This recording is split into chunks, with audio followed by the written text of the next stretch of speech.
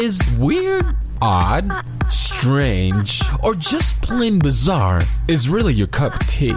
Then, the Golden State Media Concepts Weird News Podcast will give you that fix. Can't believe it? Well, listen for yourself as we deliver the strangest news you definitely won't find on CNN or Fox. It's the Golden State Media Concepts Weird News Podcast.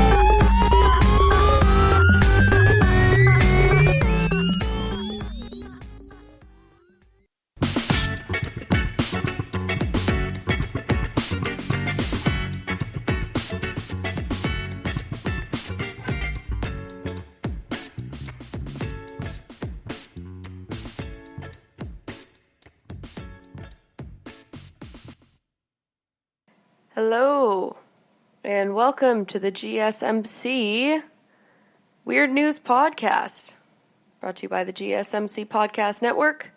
I'm your host, Emily Ferrier, here to bring you some of my favorite weird news stories that have been happening in the past few days. So, starting us off, hijackers getting hacked via Trojanized hacking tools. Someone has been Trojanizing a wide variety of hacking tools to compromise the machines of hackers who want to use tools for free. So someone is Trojanizing the Trojans, really. This is a cyber reason researcher, Amit Serper, has revealed. We found a widespread hacking campaign that uses NG-Rat Trojan to hijack the victim's machine, giving the threat actors complete access that can be used for anything from conducting DDoS attacks to stealing sensitive data, he shared.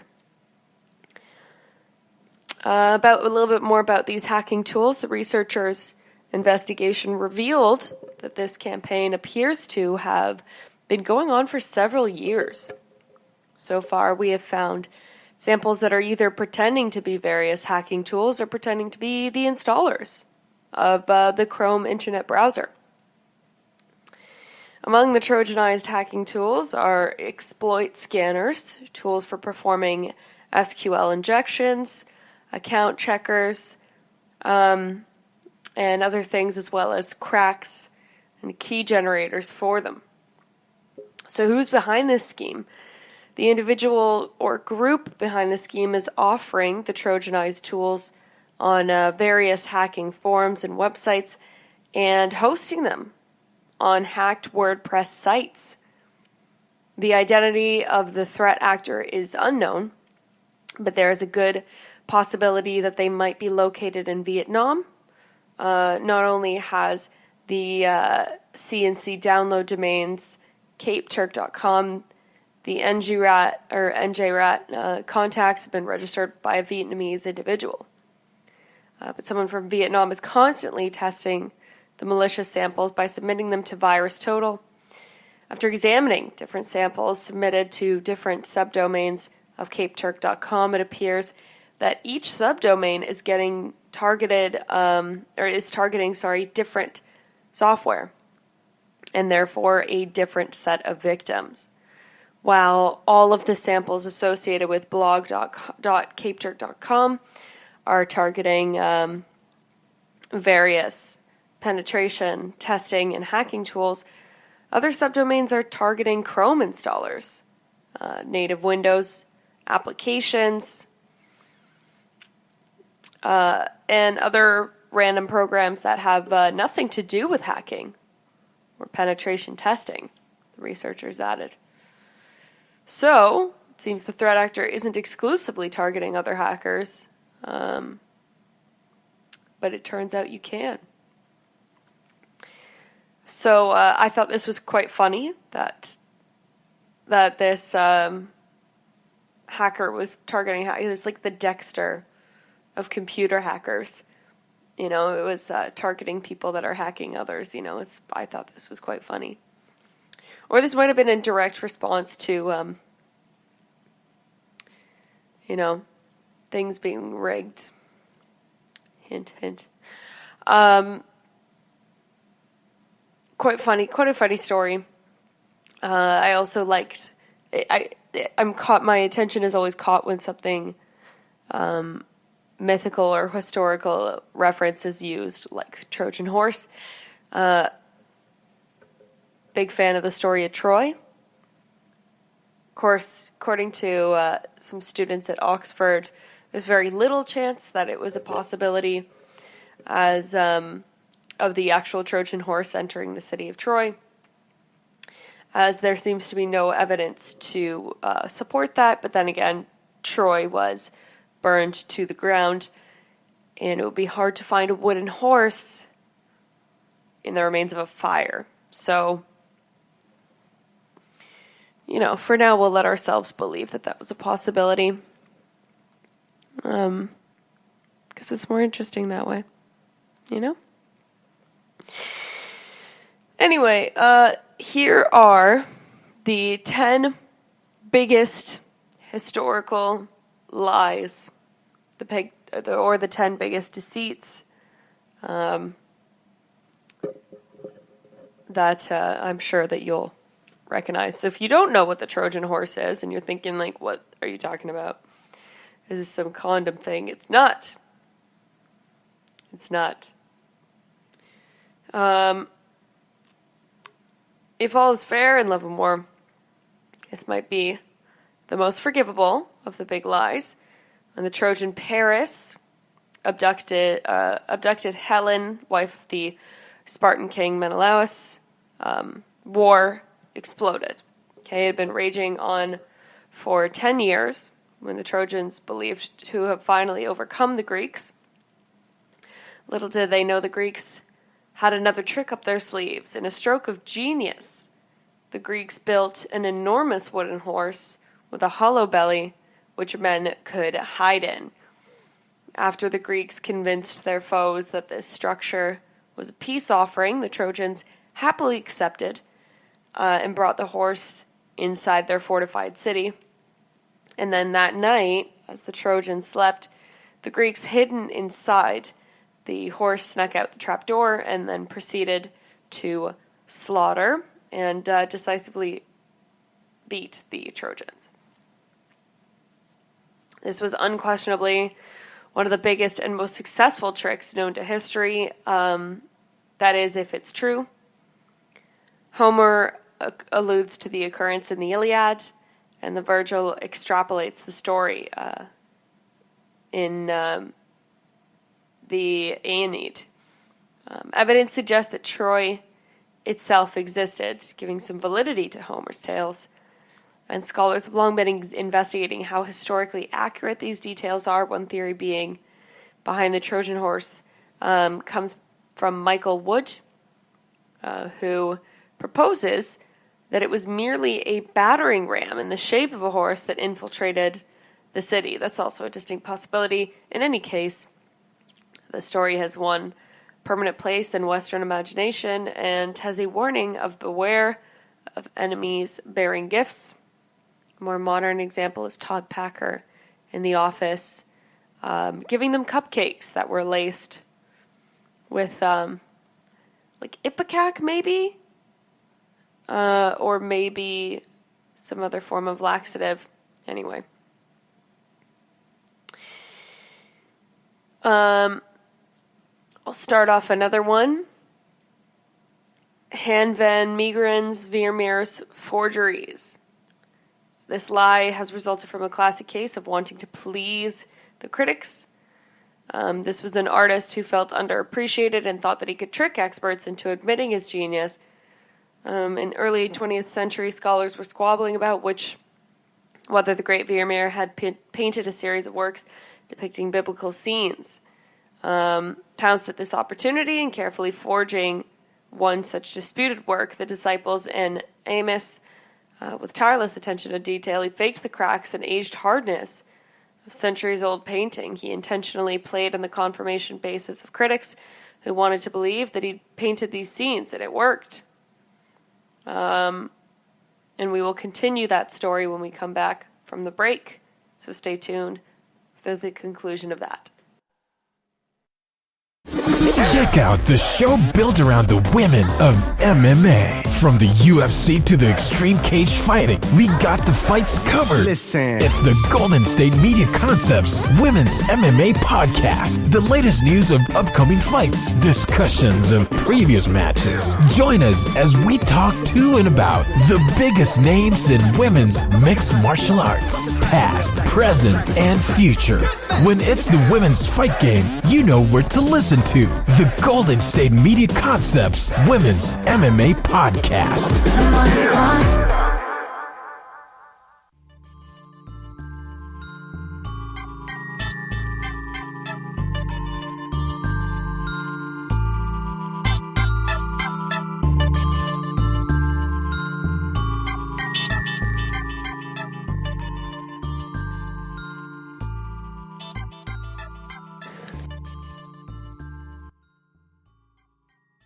Welcome back.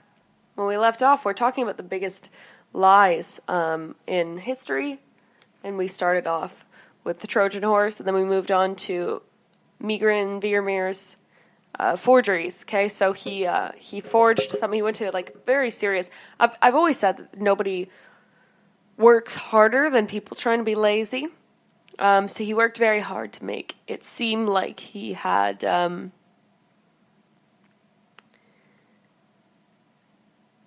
He made these paintings.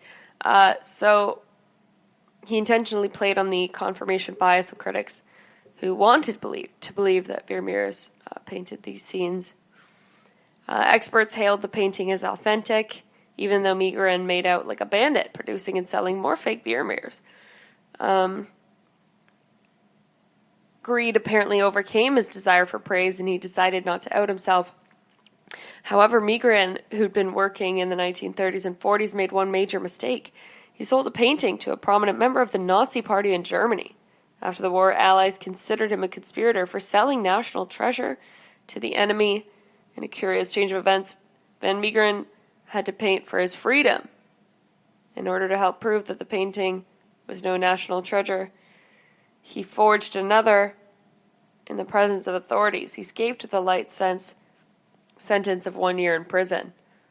But Van Migran died of a heart attack 2 months after his trial. Probably of shame. Bernie Madoff's Ponzi scheme. So Bernie Madoff admitted that his investment firm was just one big lie. It was an understatement. In 2008, he confessed to having conned about $50 billion from investors who trusted them with their savings. Madoff used the formula of a Ponzi scheme to keep up the fraud for more than a decade. The classic lie is named after notorious Charles Ponzi, who used the ploy in the early 20th century. It worked like this. A schemer promises investors great returns, but instead of investing the money, he keeps for himself and uses the funds for new investments, like to pay off earlier investors. Madoff may not have invented this lie, but he took it to new lengths. For one, he made a record amount of money from the scheme, but he was also able to keep it going much longer than most Ponzi schemes. Usually the scam falls apart quickly because it requires the schemer to constantly find more and more investors, and it was also especially shocking because Madoff, a former chairman of NASDAQ, had been accomplished and respected expert in the financial field compared to Charles Ponzi, who is a petty ex-con by the time he launched his scheme. 2008 was tough. Anna Anderson, whose alias was Anastasia.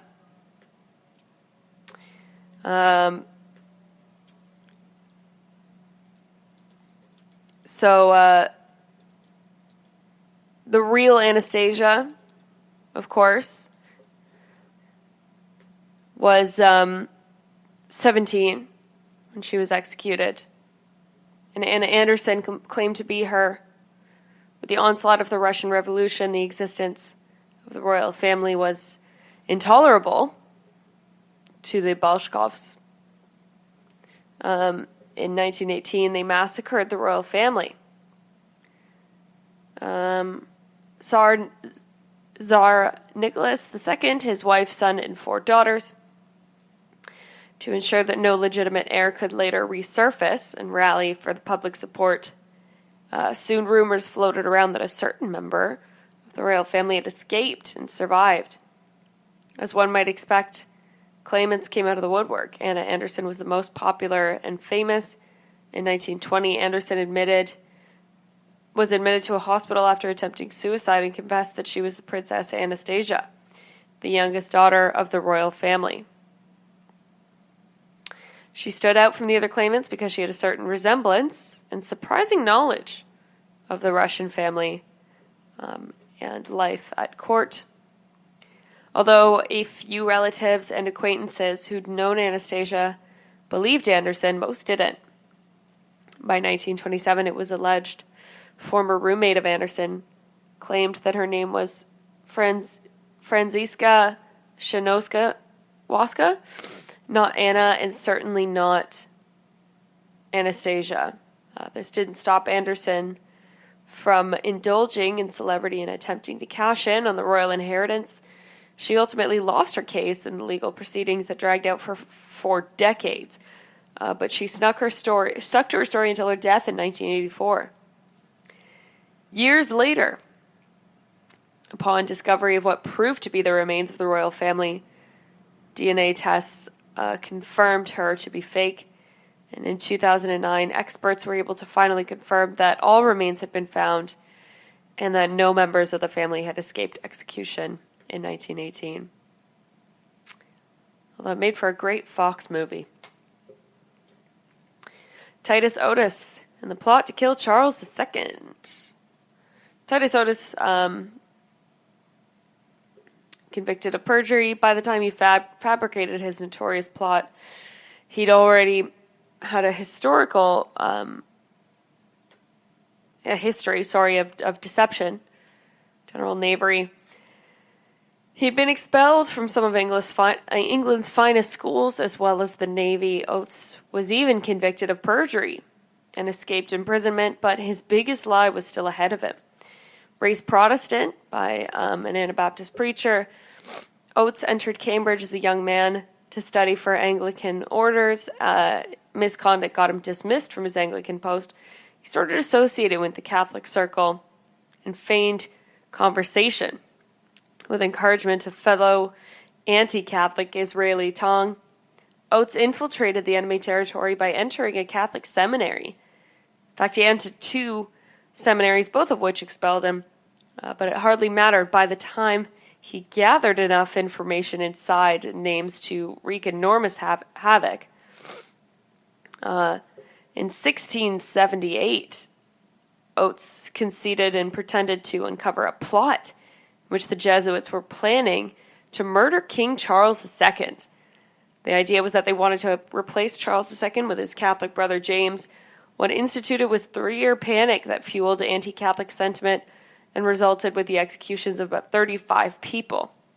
After Charles died in 1685, James became king, and he and Oates tried for perjury. Oates was convicted, pillared, and imprisoned. He only spent a few years in jail. However, the Glorious Revolution swept through England in 1688. Without James in power, Oates got off with a pardon and a pension. After Charles Darwin published his revolutionary The Origin of the Species in 1859, scientists scrambled to find fossil evidence extinct human ancestors. They sought these missing links to fill the gaps. When archaeologist Charles Dawson unearthed what he found was the missing link in 1910, what he really found was the biggest hoax in history. The discovery was the Piltdown Man, pieces of a skull and jigsaw molars located in Sussex, England. Dawson brought the discovery and gained worldwide renown. A lie that was slowly unraveled by the ensuing decades. The Piltdown Man didn't fill the story of human evolution. By the 50s, Tests revealed the skull was only 600 years old and came from an orangutan. And you know what? There's still some more. I'm going to finish them off before the next story. So we'll finish these off when we come back from the break. This is your ultimate stop for everything sports. The Golden State Media Concepts Sports Podcast. Should I say more? From the NFL, MLB, the NBA to MMA, it's all in here. The Golden State Media Concepts Sports Podcast. Listen now.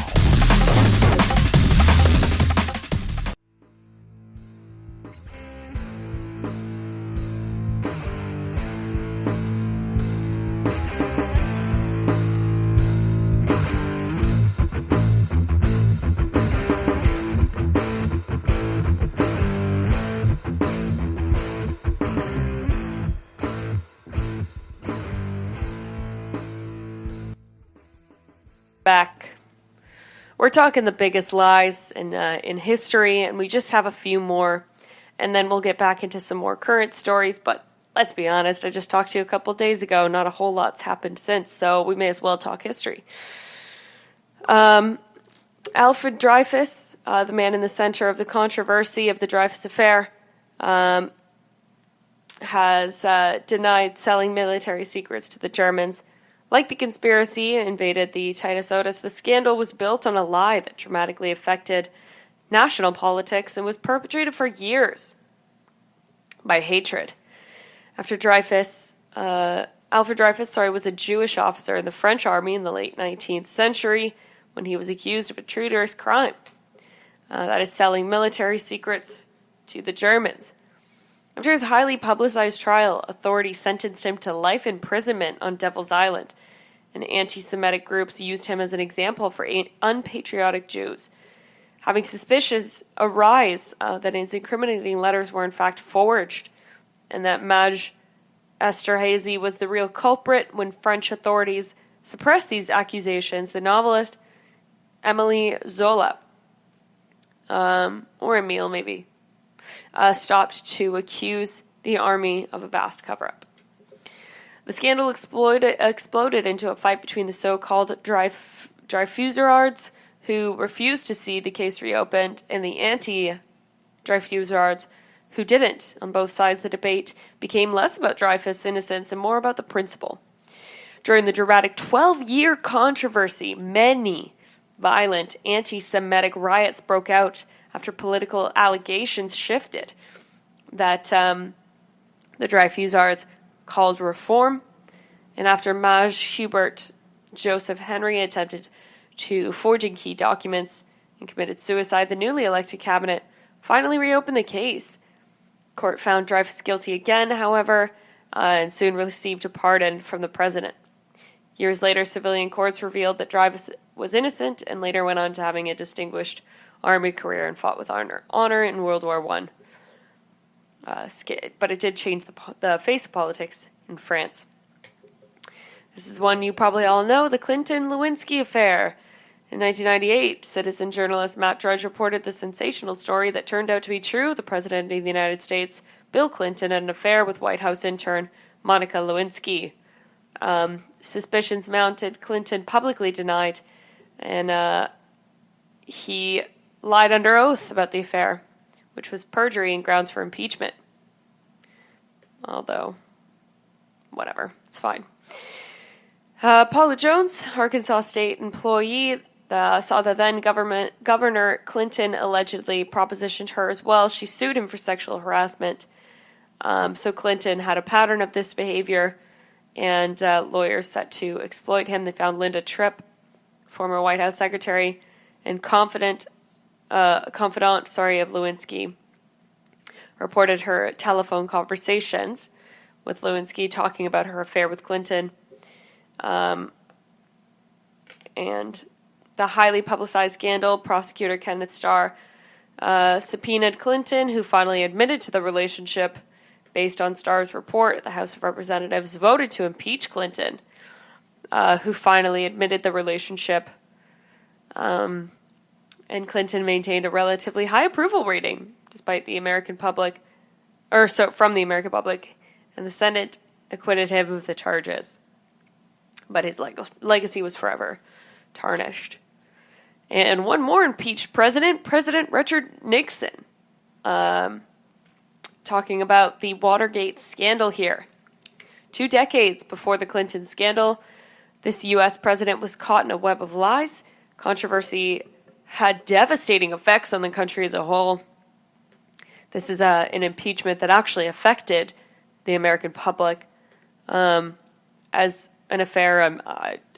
Really just doesn't really affect people that aren't involved in the marriage. But this one, in the summer before President Richard Nixon's successful re-election to a second term, that's right, 5 men were caught breaking into the Democratic National Committee headquarters, housed in the Watergate Hotel. As details emerged over the next year, it became clear that officials close to Nixon had orders to the burglars, perhaps to plant wiretapes on the phones there.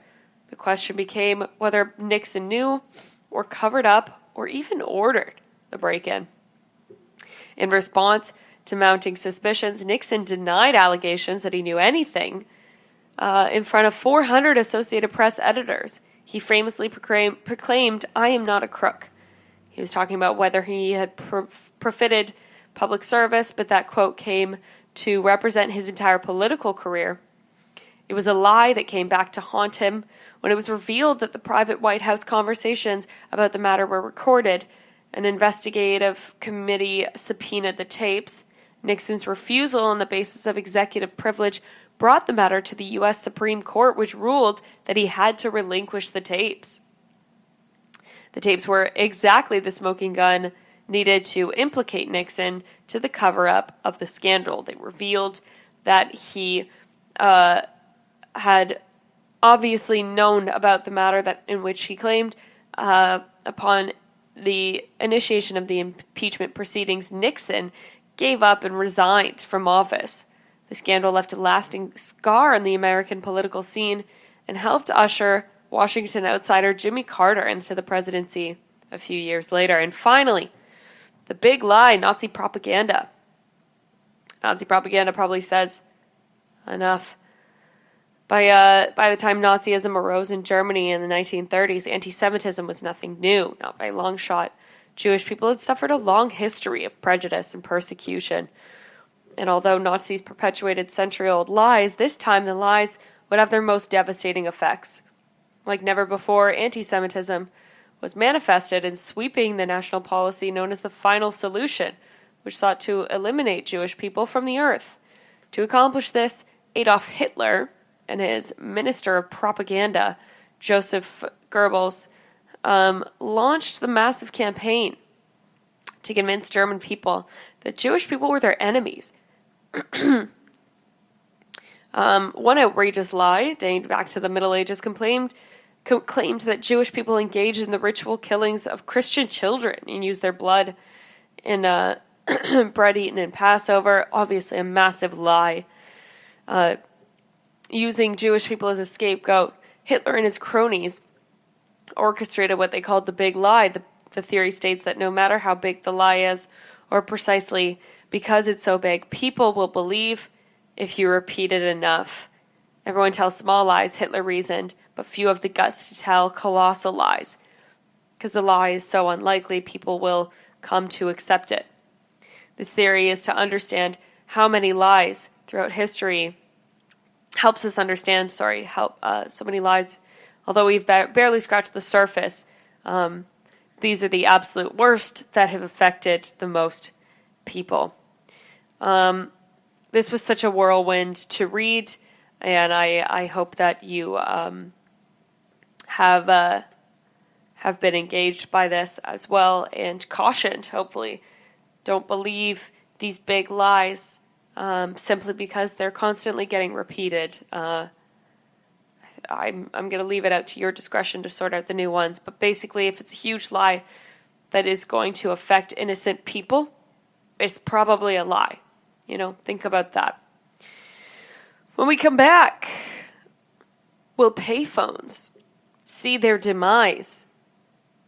We'll talk about that when we return. Check out the show built around the women of MMA. From the UFC, Invicta FC, Bellator, and one championship. We got the fights covered. It's the Golden State Media Concepts Women's MMA Podcast. The latest news of upcoming fights, discussions of previous matches. Join us as we talk to and about the biggest names in women's mixed martial arts. Past, present, and future. When it's the women's fight game, you know where to listen to. The Golden State Media Concepts Women's MMA Podcast.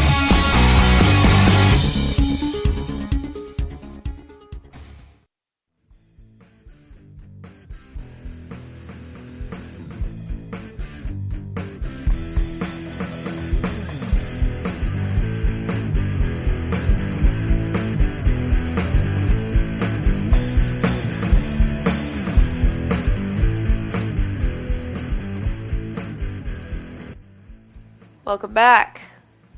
We were talking the biggest lies in history, the ones that have affected people the most, in a negative way. And now, payphones. Payphone companies fear that the coronavirus could end the industry of payphones. To be honest, I thought they were dead. I thought they were gone forever. You don't often hear of people using payphones, to be honest, but anyway, apparently they're still kicking. In New York City, silver lining, maybe the increased demand for video conferencing, but one sector of telecommunications is being left behind. Officials from Western Electric, the foremost purveyor of coin-operated public telephone devices, believed that the high sanitary responses to the worldwide virus will do irreparable harm to payphone suppliers. Everyone's too afraid to go outside in these dense urban areas, handle filthy coins, and then press their face against a dirty handset. We should have all been worried about that all along, to be honest. Glary Clymer says, Director of Sales, Manufacturing, and Strange Beeps at the Western Electric, speaking remotely from a payphone at 49th and 8th. We may have to face the fact that our once shining industry may never fully recover. I didn't know that it was still a thing. He said the atmosphere throughout his organization is no longer rosy as it was pre-virus, when consumers had fewer qualms about pushing their mouths against dry spittle in the phone, primarily used as a urinal. Gross. Also, why would you admit to that? That's your product. He continued to expound the conveniences of payphones compared to heavy bricks that you have to carry around and charge yourself. But the interview stopped short when he ran out of nickels. Hilarious. Advancements in technology come in leaps and bounds, okay? But meaning it doesn't take long for new gadgets to become obsolete shortly after they reach their target market. Several modern techniques, such as mobile phones and computers, offer the ability to do more at the same time than these older gadgets were capable of, but in smaller and more portable forms. That's why we're going to take a nostalgic walk down memory lane and look at some of the biggest, best, and most memorable gadgets from the last century that have been outdated, outmoded, or forced to irrelevance by better, more modern technologies. So you might remember some of them, but there are plenty that the younger listeners, such as Gen Y or Gen Zs, will not recognize. Gen Ys will recognize these. Typewriters, the humble typewriter. I actually used to have a digital one, so kind of whatever. Don't be jealous. I loved it. My mom was an editor, so we had 2 digital typewriters at home, and I thought they were the coolest things in the world. The humble typewriter, the dumb precursor to the modern computer, was in its day a marvel of technology. Step up from paper and pen, the typewriter opened up a world of possibilities for those looking to craft novels, document history, or scribe propaganda. The foundations for the typewriter were laid down as far back as 1575, but it's rarely used in the modern world of computer, laptops, and tablets, except for by, hipsters. I'm intrigued. How did we come up with the QWERTY keyboard? I want to know that.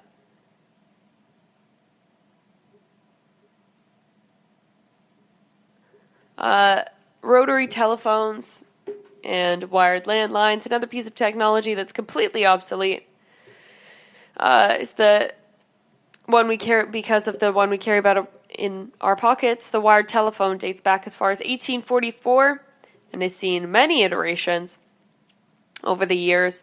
One variation was the rotary dial telephone, which featured a dial arranged in a circular layout.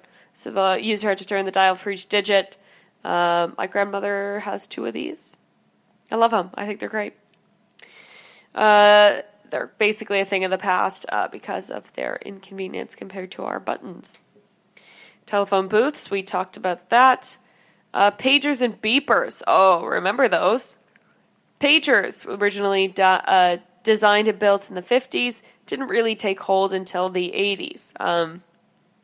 The rise of the smartphone in the early 2000s saw the decline use of pagers and beepers due to the durability, resilience, and better coverage they continued to use for several years more. As an example, Canada was paying as much as $18.5 million for a pager service in 2013.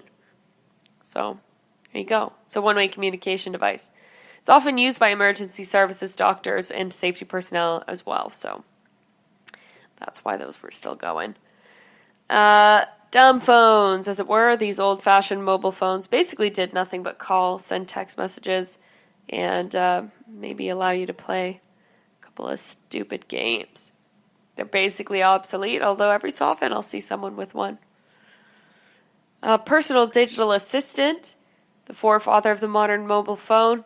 The digital assistant offered a limited access to modern capabilities, including internet access, word processing, touchscreen functionality, and more. They quickly became obsolete when smartphones began to gain favor, but before then, they were a firm favorite with the businessmen across the world.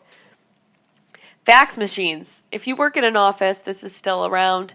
Some offices, the humble fax machine was essentially a modern version of the telegram. For years, it allowed people and businesses to transmit scanned documents from the phone to one another. We now have a scanner for that, and emails and such. But every so often, that's still used. Universities still use it for transcripts. It's a whole thing. Analog and dial-up modems. Before the broadband and 4G networks, the initial birth of the internet, we connected via analog and dial-up, which you couldn't use at the same time as the phone. Oh man, wasn't that annoying? Oh, somebody called. And it took forever. It was so long.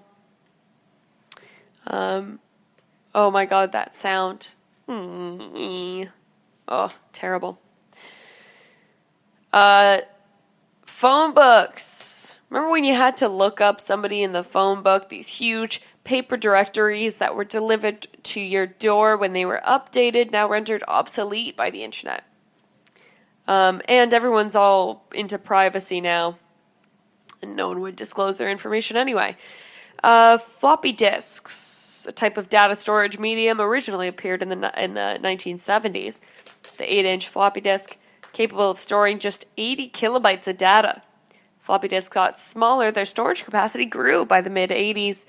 The 3.5 floppy disk was able to store 144 megabytes. Ridiculously small now, isn't it? It's still the save icon for most software applications, so the nostalgia isn't completely gone. And let's stop with VHSs, cassette tapes, Betamax. I'm realizing we're running out of time. Digital audio tapes. All these bygone technologies. Walkmans, Discmans, MP3 players, all rendered useless buy the iPhone, mini disc players, portable dictation devices, and they're all gone, and we'll talk about something else when we come back from the break. Are you tired of the same old news? Are you sick of the seemingly endless political spin and negativity? The GSMC America's Still Beautiful podcast is a weekly news podcast covering all the top positive and uplifting news stories. We cover stories that will inspire, uplift, and remind you of the good in the world. Tune into the Golden State Media Concepts America's Still Beautiful podcast to get all the great and positive news stories of today. Download the GSMC America's Still Beautiful podcast on iTunes, Stitcher, SoundCloud, Google Play, or anywhere you find podcasts. Just type GSMC in the search bar.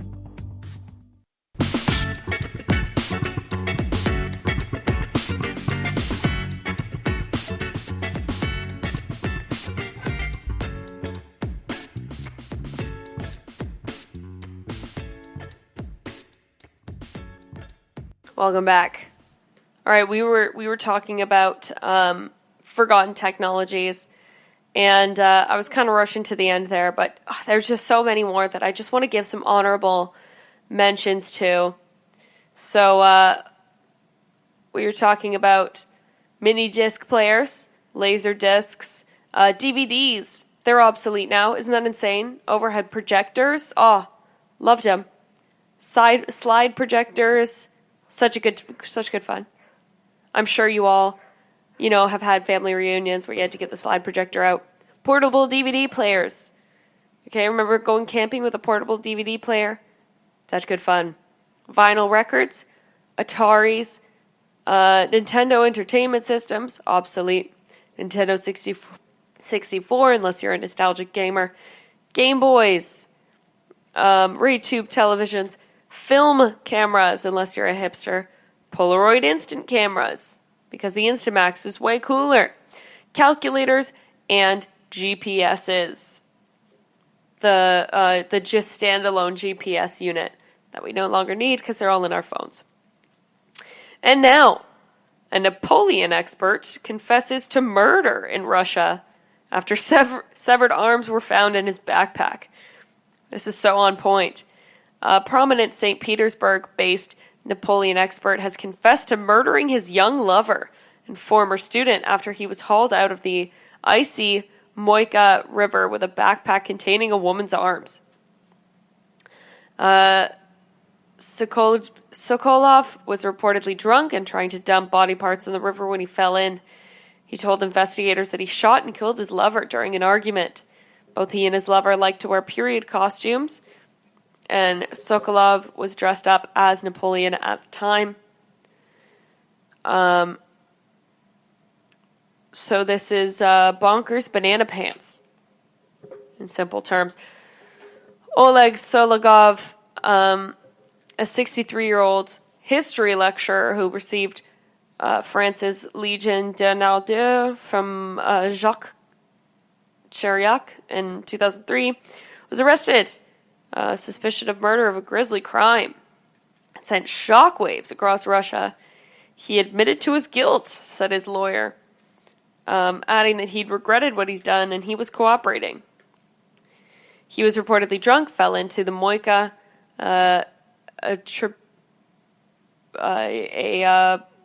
part of it's in St. Petersburg, tried to dispose of the body parts near the Office of Investigators. After killing Anastasia Yeshchenko, reportedly planned to take his own life.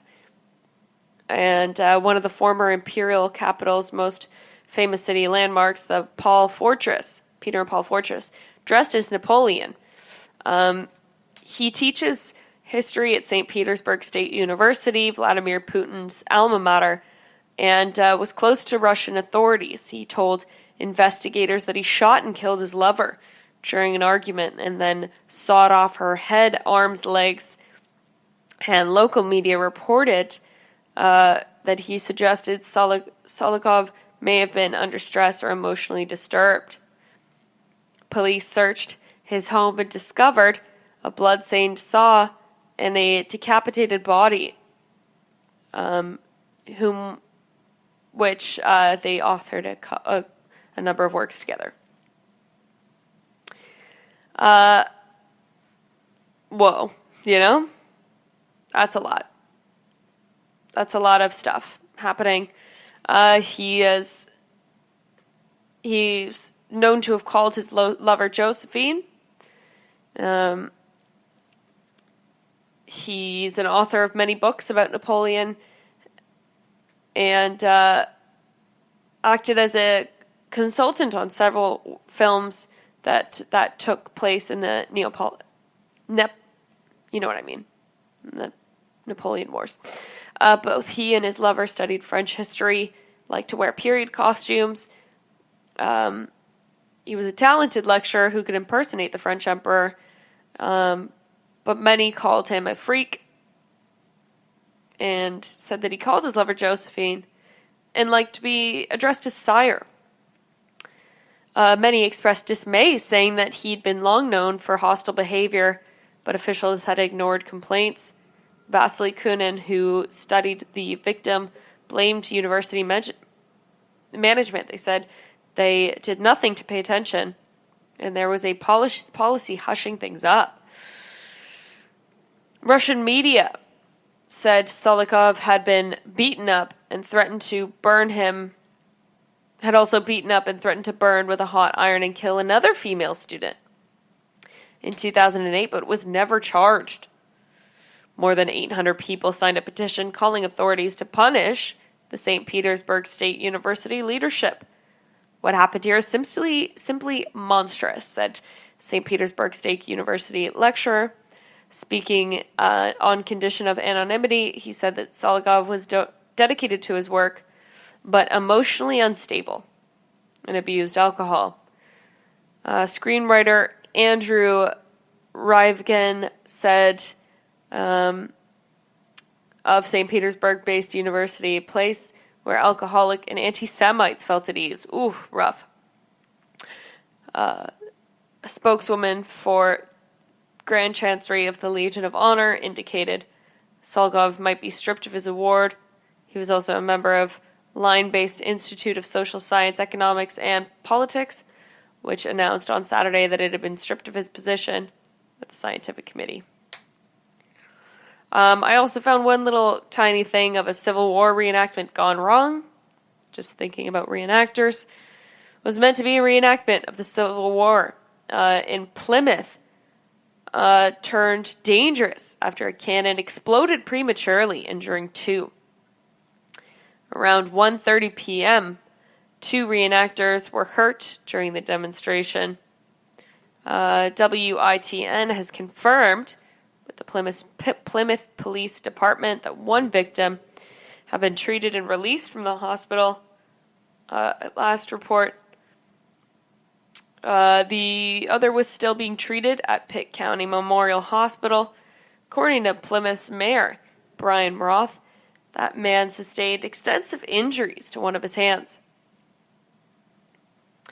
WITN spoke to officers who were there and said that one of the men was ramming the charge of the cannon. When he was packing it in, there must have still been an ember on the cannon from a previous firing. The foil apparently broke and the cannon exploded. No word yet on the extent of the reenactor's injuries. Shocking stuff. Irony of ironies, really. This story and that tiny little story there at the end were very shocking and kind of ironic. I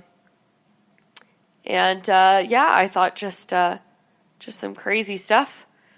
If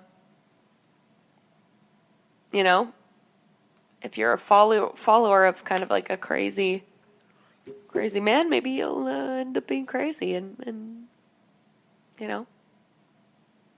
wow. So yeah, that's it for our Napoleon reenactor who killed his significant other. A story you don't hear often. And when we come back from the break, we're going to talk about a new study, a new poll that reveals some nostalgia for the Empire, coming from the UK. We're going to talk about that when we return from the break.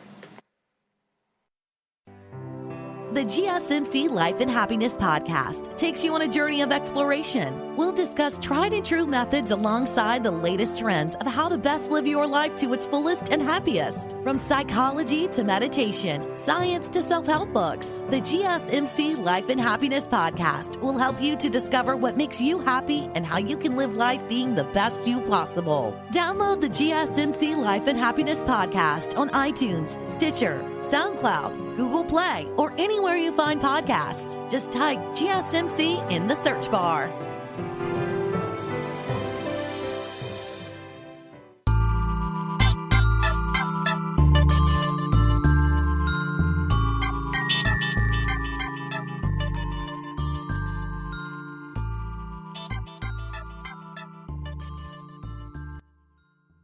Welcome back. When we left off, we were talking about a Napoleon reenactor, who was nostalgic for the past, so much so that he murdered a spouse, or a significant other, not spouse. Classic. And now, the UK, more nostalgic for the empire than its ex-colonial powers. UK government poll reveals that 30% of Britons believe that the colonies were better off as part of the British Empire. This is a crazy study. A third of the people in the UK believe that Britain's colonies were better off being a part of an empire. Higher proportion to any other of the major colonial powers a global survey has revealed. Britons are most likely to say that they would like their country to still have an empire, more than people in France, Italy, Spain, the Netherlands, Belgium, Germany, or Japan. The other various empires the UK government, or the YouGov polling found. The results were shared with The Guardian as Britain prepares to find a new place for the international order after Brexit. Not so empiric anymore, are you, Britain? They have been interrupted by some as a proxy for high levels of nationalist sentiment. Conservative voters were almost twice as likely as Labour voters to yearn for Britain to still have an empire, while Brexit supporting Leave voters were more than twice as pro-empire as Remainers. Obviously, that was the point of it. If anyone thinks that Brexit was anything other than a desperate nostalgia for their wanting to have control over others, Anyway. 30%, that's high. The results were alarming by Uku Ekpinyon, who is the leading campaign for Britain to erect a new memorial over the transatlantic slave trade, which has so far failed to attract government backing. She said that they raised questions about the British education on colonial topics and highlighted the country's tendency towards nostalgia.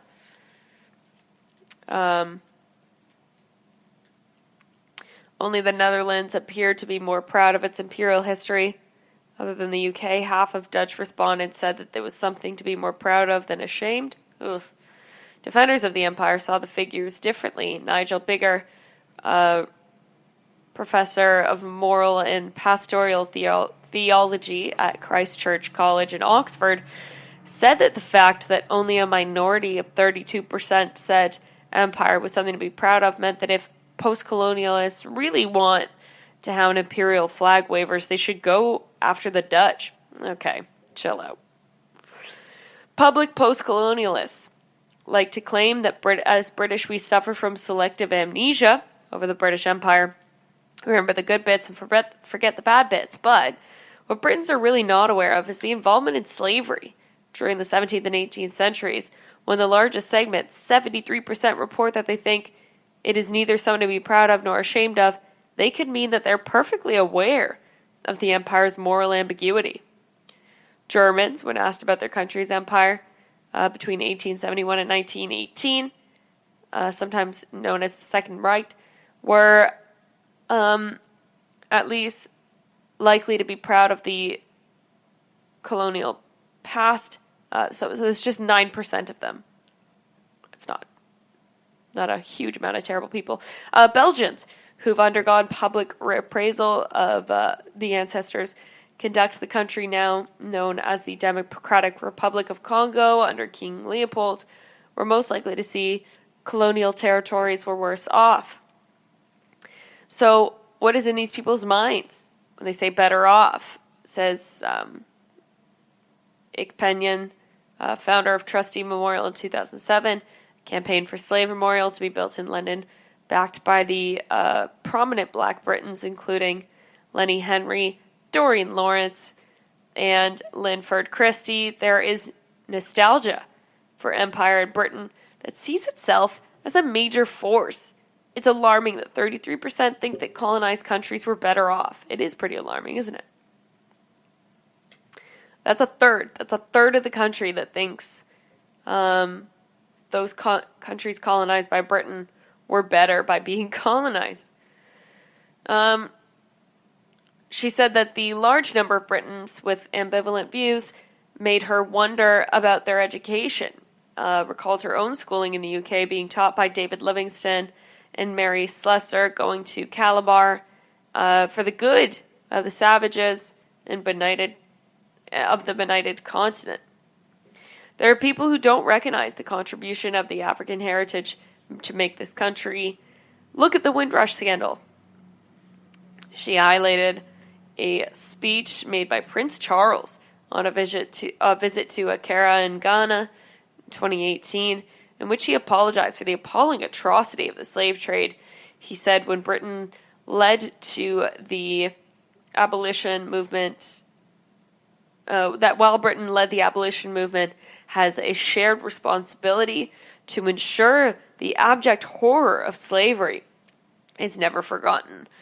She suggested his need to make the speech to a British audience to shift attitudes. That's probably true. John Wilson, professor of modern history at King's College in London, said the likelihood of the country believing its left and former colonies better off appeared correlated to the extent and openness of national debate about the empire, in lieu of Brexit, obviously, or in accordance with Brexit. Some have spoken about the violence of the empire: Belgium, the Congo, France, Algeria, Italy, and Ethiopia.